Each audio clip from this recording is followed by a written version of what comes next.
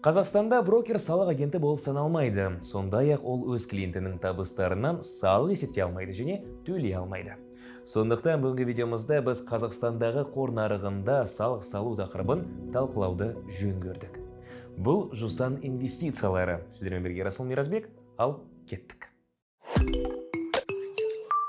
Бүгінде елімізде қор нарығы белсенді дамып жатыр. Егер 20-шы жылы 15 мың жаңа бөлшек инвесторлер брокерлермен жаңа шарттар жасаса, 21-ші жылы шамамен 72 мың бөлшек инвесторлер шарт жасасқан. Оларды бұған ынталандырған брокерлер қызметінің цифрландыруы болды. Әзірге шетелдік қор нарықтарындағы инвестицияларға салық салу мәселесі көптеген инвесторлер үшін түсініксіз болып отыр. Өйткені олар бойынша жеке табыс салығын төлеу қажет. Яғни мәселе тек табыс әкелетін мәмілелерден келетін шығындар ескермейтінінде. Мысалы, сіз ақш қор нарығында 3 түрлі компанияның бір акциясын $100 сатып алдыңыз делік. Содан кейін олардың біреуінің құны $120 дейін өседі, ал қалған екеуі $80 дейін төмендейді. Сіз оларды сатып жібердіңіз де $20 шығынға ұшырадыңыз. $300 инвестицияның орнына $280 алдыңыз. Айта кетейік, Қазақстандық салық заңнамасы бойынша $20 кірісі болған бір табысты мәміледен 10% жеке табыс салығын төлеуге тура келеді. Ал шетелде жағдай өзгешелеу. Қор нарықтары, әсіресе батыстағы қор нарықтары бұрын дамығандықтан салықтың әкімшілендіруі де қазақстандық нарықтан ілгері жылжыды. Мысалы, жаһандық қор нарығының әлемдік орталықтарының бірі Америка құрама штатында салық төлеу жүйесі келесідей құрылған. Брокерлер дивидендтер бойынша салық агенттері ретінде әрекет етеді. Ал бағалы қағаздар құнының өсуі бойынша жеке тұлғаның өзі агент ретінде әрекет етеді. Бірақ жүйе біріктірілген нәтижелерді ескереді.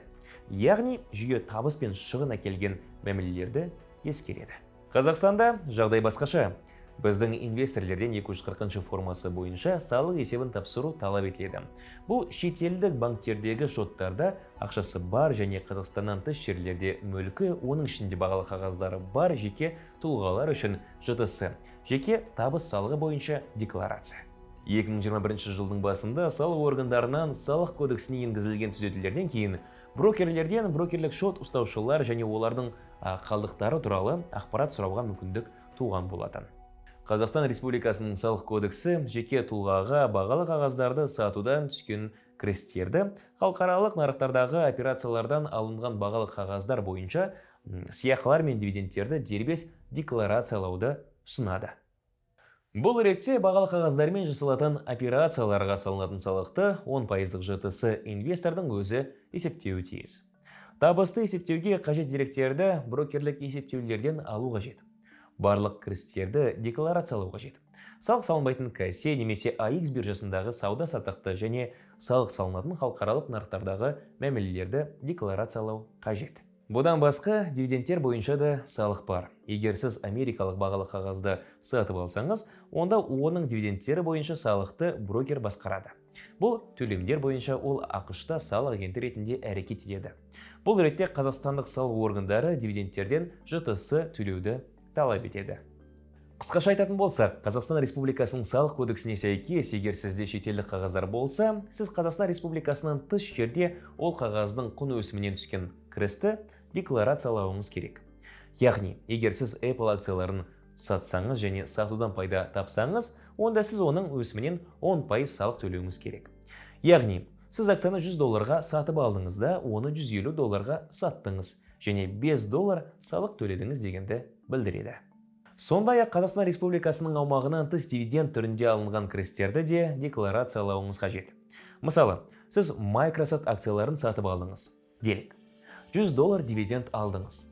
Бұл ретте сіз өсімнен 10% салық, $10 салық төлеу керек боласыз. Сондай-ақ касседе және AX-те сауда-саттықтан түскен кірістерді декларациялау қажет. Бірақ онда табысқа салық салынбайды. Бұл әрине өте жақсы.